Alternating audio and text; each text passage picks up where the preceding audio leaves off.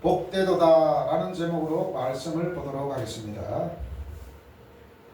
지난주에 예수님이 십자가의 희생을 통하여 우리는 하나님께 가까이 갈 수 있다고 말씀드렸습니다. 원래는 엄청난 죄의 담이 하나님과 우리 사이를 가로막았기 때문에 하나님께 가까이 갈 수 없었다고 했습니다. 그러나 우리 예수님을 통하여서 우리는 하나님께 가까이 갈 수 있게 되었습니다. 이것이 바로 하나님의 은혜이며 감사할 일이 아니겠습니까? 하나님께 가까이 갈 수 있게 되었다라고 하는 것은 바로 지난번에 보았던 것처럼 하나님과 화목하게 되었다라는 것입니다. 바울은 우리에게 계속해서 하나님과 화목할 것을 재차 간청하는 것을 살펴보았습니다. 그리고 하나님과 화해한 예수님을 믿는 모든 사람들은 예수님의 대사이며 화목하게 하는 자들이라 했습니다. 바로 이것이 우리의 정체성입니다. 오늘 말씀은 이런 연장선에서 이제 바울이 6장 1절에서 말합니다. 바울은 우리가 하나님과 함께 일하는 자로서 너희를 권하노니 하나님의 은혜를 헛되이 받지 말라 라고 우리에게 권면하고 있습니다. 고린도 교인들에게 권면하며 또한 오늘날 우리에게 권면하고 있습니다. 여기서 우리가 하나님과 함께 일하는 자로서 권한다고 하는 것은 그냥 권하는 것보다 하나님과 함께 일하는 자로서 권하는 것이 훨씬 설득력이 있을 것입니다. 여기에서 퀴즈를 하나 내도록 하겠습니다.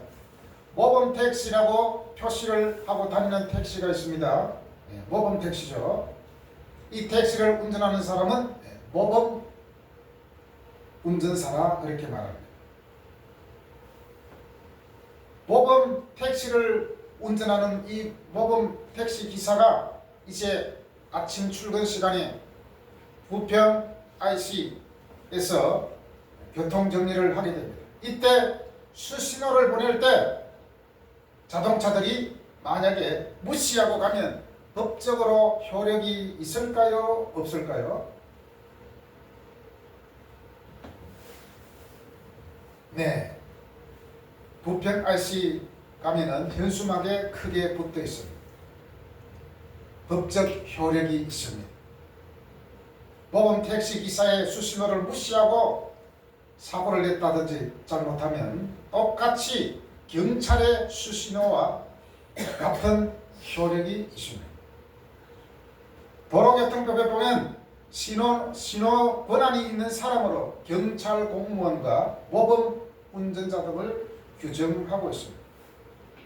지난번에 영종도 갔다가 오는 길에 보니까 현수막이 크게 걸려있더라고요. 모범 운전사의 수신호를 무시하면 법적으로 처벌받습니다. 처벌받습니다.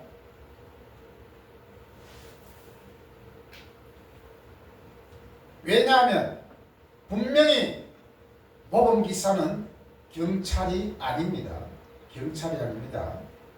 그러나 교통정리할 때는 경찰서에서 자격을 부여했기 때문에 경찰의 수신호와 똑같은 법적 효력이 있다는 것이죠. 마치 바울이 이렇다는 것입니다. 우리가 하나님과 함께 일하는 자로서라는 것은 하나님과 동등하다는 것이 아닙니다. 모범 기사가 경찰과 동등하다는 것이 아닌 것처럼 바울은 하나님과 동등하지 않지만 하나님께서 구원에 관한 일에 대해서 주도적으로 하고 계시지만 바울과 그 사역자들은 도구로서 하나님과 함께 일한다 그렇게 말하고 있는 것입니다. 그렇기 때문에 우리의 권면을 너희들은 들어야 된다. 하나님의 일하는 자로서, 하나님과 함께 일하는 자로서 너희는 우리의 말을 들어야 된다. 마치 모범 운전사가 너희는 우리 수신호를 지켜야 된다 이것처럼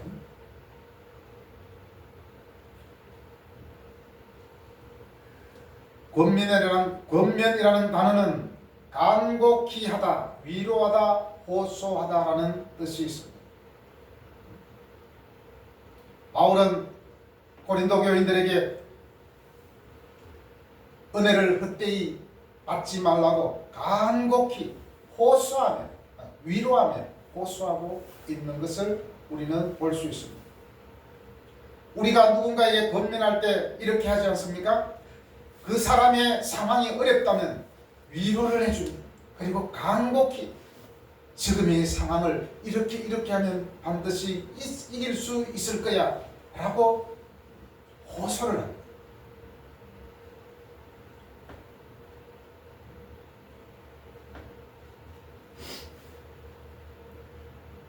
만약에 어떤 청년이 잘못된 길을 가고 있을 때 부모님이라면 어떻게 합니까? 애야 제발 이제 나쁜 짓 하지 말고 제발 착하게 좀 살아가고 살자 라고 부탁할 때 다른 사람이 얘기하는 것 차원이 다르겠죠. 울면서 매달리면서 애야 제발 그렇게 하지 마라 그렇게 하지 않겠습니까? 부모기 때문에 내하고 엄청나게 관련된 내 자식이기 때문에 바로 바울도 그러한 마음으로 고린도 교인들에게 절박한 마음으로 호소하고 있는 것입니다. 목회자로서 복음 전도자로서 절박하고 안타깝고 사랑의 마음이 오늘 바울의 말에서 절절하게 느껴집니다. 만약에 교회에서 담임 목사가 성경적 진리를 근거해서 사랑의 마음으로 조언했을 때 순종하는 것이 바로 성경적입니다. 바울은 이런 마음으로 고린도 교인들에게 권한다고 말하고 있습니다. 우리는 하나님의 일을 하는 사람이니 우리의 말에 순종할 것을 호소하는 것입니다. 왜냐? 하나님의 그 심판의 하나님을 알고 있기 때문입니다.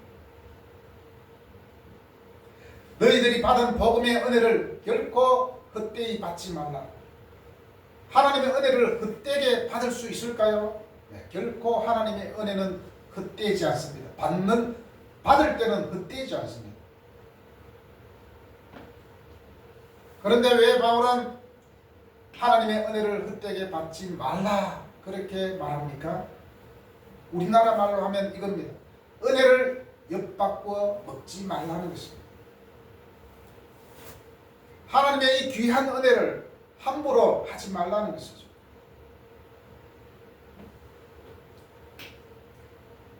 여기서 헛되다라는 말은 빈손, 효과 없이, 삶의 변화 없이라는 그러한 뜻이 있습니다. 받을 만한 아무런 자격이 없는데도 불구하고 그 구원을 선물로 주신 그 하나님의 은혜를 우리는 감사해야 됩니다. 그런데 감사하지 못하고 자기 마음대로 자기 욕심대로 죄짓고 아무렇게나 살아간다고 한다면 이것이 바로 하나님의 은혜를 헛되게 받는 것이 아니겠습니까? 어떤 중년 여성이 3개월짜리 이제 헬스권을 끊었습니다. 이제 석 달이 다 돼가고 마지막 이제 불과 일주일 남겨두고 딱 한 번 왔어요. 그런데 딱 한 번 오다 보니까 기구를 다룰 줄을 모릅니다.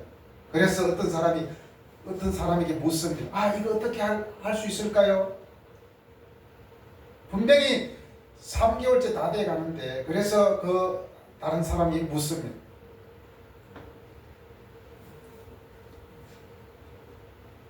회원권 이미 끊지 않았습니까?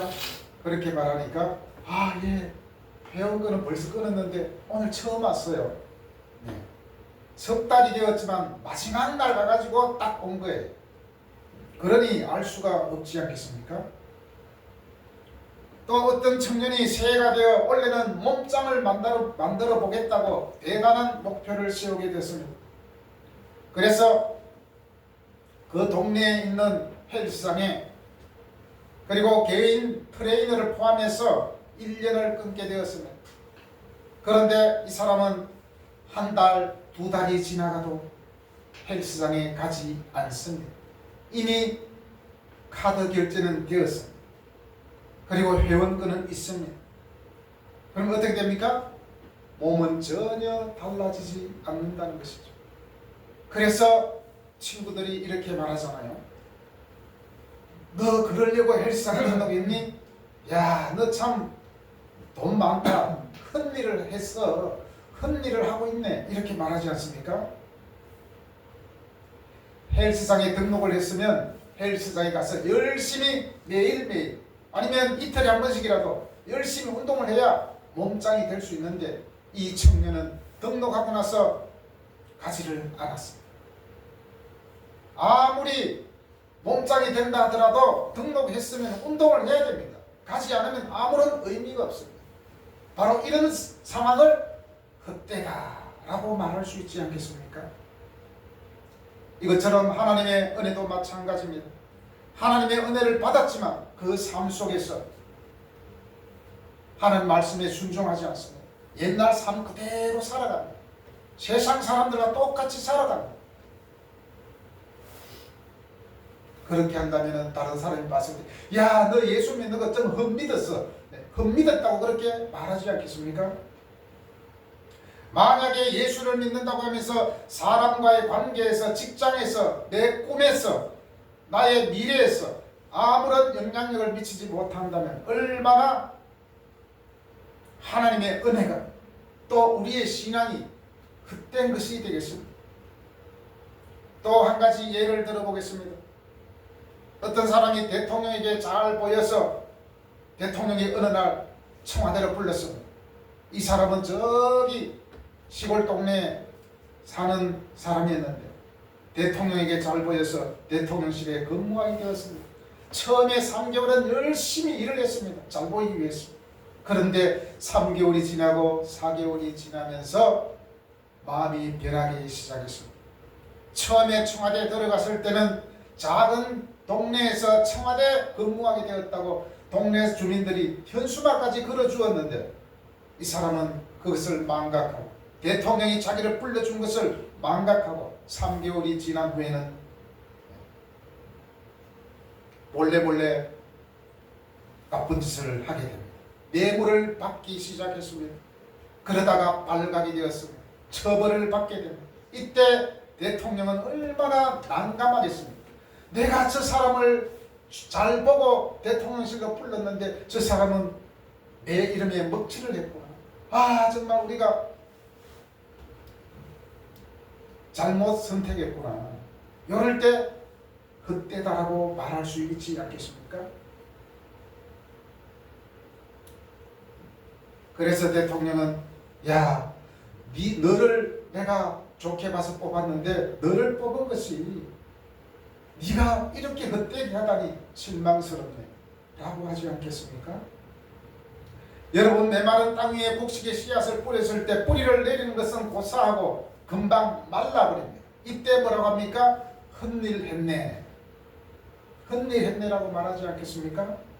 분명히 대통령이 나쁜 짓 하라고 부른 것이 아닌데 그 사람은 대통령의 그 은혜를 잊어버리고 악용을 한 것이죠.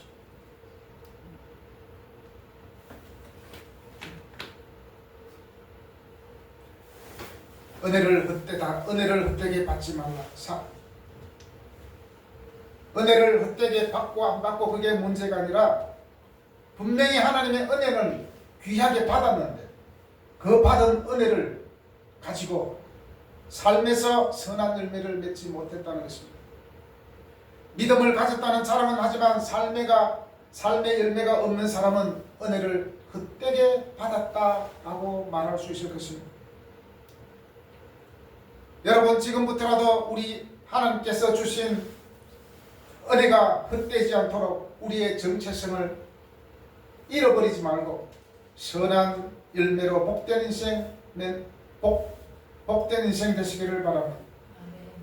하나님이 우리를 보실 때 헛되도다라가 아니라 복되도다라고 칭찬을 받는 우리 인생이 되시기를 바랍니다.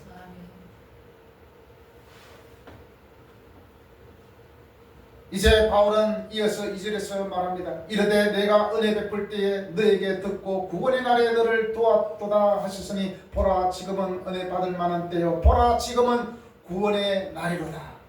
여기서 중요한 단어는 바로 지금입니다. 지금.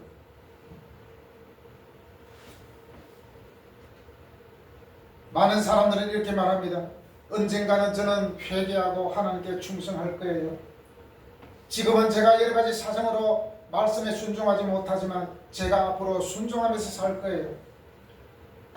지금은 지지리도 상황이 어렵고 못 살지만 내가 잘 살게 되면 그때 내가 열심히 헌신하겠습니다. 그때 돼도 헌신하지 않는다는 것이죠. 바로 지금이 중요하다는 거죠. 아무리 상황이 어렵고 여러 가지 궁핍한 상황이라 할지라도 바로 지금 하나님의 은혜를 받아 바로 그 은혜를 통하여서 하나님께 영광 돌리며 삶의 열매를 맺는 것 바로 지금 해야 된다는 거죠. 금 중에서 가장 비싼 것은 지금이라는 말도 있지 않습니까? 네, 바로 지금. 과거에 내가 무엇을 했든지 내일 내가 어떤 꿈을 꾸고 있든지 내가 장래에 어떠한 계획을 갖고 있다 할지라도 바로 지금 내가 성실하게 살아가지 않으면 내일도 나의 계획도 필요 없습니다. 은혜는 과거의 기억이 아니라 바로 현재의 요청입니다. 바울은 바로 지금 너희들이 은혜 받아야 되고 구원의 날이다. 그러니 너희들은 하나님의 은혜를 결코 헛되이 받지 말라. 헛되이 되도록 하지 말라라는 것이죠. 하나님은 오늘 우리를 부르십니다. 은혜 받을 만한 때는 우리가 준비를 끝냈을 때가 아니라 바로 하나님이 준비하신 때, 하나님이 부르시는 그때입니다. 은혜는 자격이 아니라 초대입니다. 내가 아무런 자격을 갖추지 않다 할지라도 하나님은 그냥 불러주셨습니다. 우리는 그 초대에 응하기만 하면 됩니다. 죄인이기에 우리는 은혜가 필요하고 연약하기에 구원이 필요합니다. 문제는 은혜의 부족이 아니라 우리가 계속 미루고 있는 불순종이 문제인 것이죠. 특히 청년의 때는 아주 중요한 시기입니다. 이렇게 말할 수 있죠. 야, 아직 살 날이 창창한데 뭐 좀 미루었다 가지. 내일도 날이잖아. 오늘만 있는 게 아니고 내일도 날이 있어. 사실은 이 말이 맞는 것 같으면서도 가장 경계해야 될 말입니다. 왜냐하면 오늘 내가 하지 않으면 내일은 없을 수도 있기 때문입니다. 아무리 내가 계획을 세우고 아무리 내가 좋은 꿈을 갖고 있다 할지라도 지금 내가 제대로 하지 않으면 나중도 장담할 수가 없기 때문이죠. 1925년 노벨 문학상을 받았던 아일랜드의 극작가이자 문학 비평가였던 조지 버나드 쇼가 죽었을 때 그의 묘비명에 이렇게 글이 적혀 있었습니다.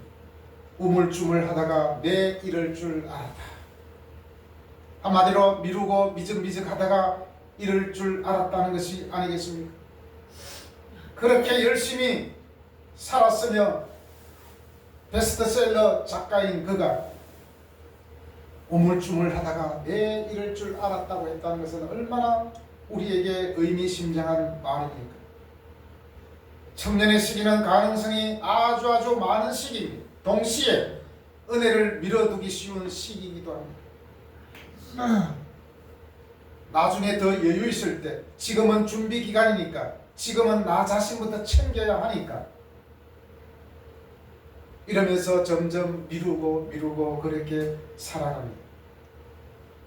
그러나 바울은 2절에서 분명히 우리에게 말씀합니다. 지금은 은혜 받을 만한 때요 지금은 구원의 날이로다.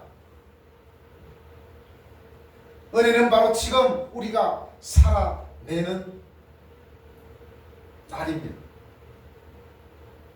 오늘이 있어야 내일도 있고 오늘을 우리가 최선을 다할 때 내일도 보장이 되는 거죠. 요즘에 우리가 많은 사람들이 이렇게 말하잖아요. 배우면은 나이가 없다. 나이는 숫자에 불과하다. 사실 이것은 그냥 위로 차원에서 하는 말이에요. 아무리 100살까지 산다 할지라도 배움의 기간은 시기가 있다는 거죠. 어릴 때 젊었을 때 부지런히 배워야 돼요. 시기를 놓치면 배워도 써먹을 데가 없어요. 저도 늦게 사회복지사 1급을 땄지만 써먹을 데가 하나도 없습니다. 이력서를 내도 받아주지 않습니다. 나이 많아서 자격증을 딴 것은 그냥 누가 그러더라고요. 자기 만족이라. 그런데 실전에서는 써먹을 수가 없다면 이 자격증이 무슨 소용이 있겠습니까? 그래서 무엇이든지 젊었을 때 해놔야 돼. 젊어서 부지런히 배우고 젊어서 부지런히 살아야 합니다. 그래야만 나중에 열매를 맺을 수가 있게 되는 거죠.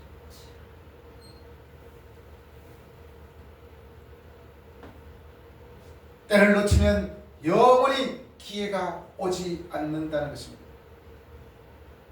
여러분, 하나님은 우리를 구경꾼으로 부르지 않았습니다. 구경꾼은 항상 시간 가는 줄 모릅니다.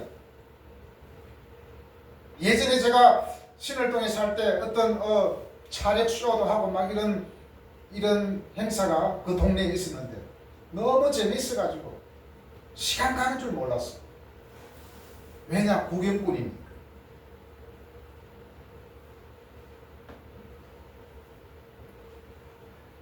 하나님은 우리를 구경꾼으로 부르지 않았다는 것입니다. 바로 동력자로 불러주셨습니다. 바울만 하나님과 함께 일하는 자가 아니라 우리 모두가 하나님과 함께 일하는 자라는 것을 기억하시기를 바랍니다. 복음은 절박성입니다. 복음은 종말론적입니다. 복음은 시급성입니다. 복음은 절박성이고 복음은 종말론적이고 복음은 시급성이라는 것은 바로 지금이 중요하다는 거죠. 지금 사람이 지금 죽어가고 있는데 내일 어떻게 하겠다 하면 무슨 소용이 있겠습니까? 지금 뉴스에도 나오지 않았습니까? 부산에 어떤 아이가 여자아이가 어린아이인데 병원에 여러 군데 돌다가 마지막에 이제 세 군데 마지막에 이제 어떻게 갔는데 의식불명을 해가지고 끝내 죽었다는 얘기가 있습니다. 그 아이는 어떤 국회의원의 지인의 딸이었는데 너무 급해가지고 그 국회의원한테 문자를 보냈대요. 그래가지고 국회의원이 얼른 복지부 장관과 차관한테 공유를 하고 대책을 마련하려고 했는데 부고장이 날아왔다는 거죠. 병원에서 그냥 뺑뺑이 돌다가 그냥 죽은 거예요. 바로 당장 지금 응급 환자인데 병원에서 받아주지 않고 이렇게 하면 죽죠. 바로 이런 의미에서 하나님의 은혜는 지금이 중요한 것입니다. 지금은 은혜의 때요 구원받을 만한 때라. 항상 우리는 디데이를 정해놓고 살아갈 수밖에 없는 존재입니다. 그래야만 부지런히 살게 됩니다. 그냥 세워라 내워라 하면은 아무것도 이루지 못하는 것을 우리는 알고 있습니다.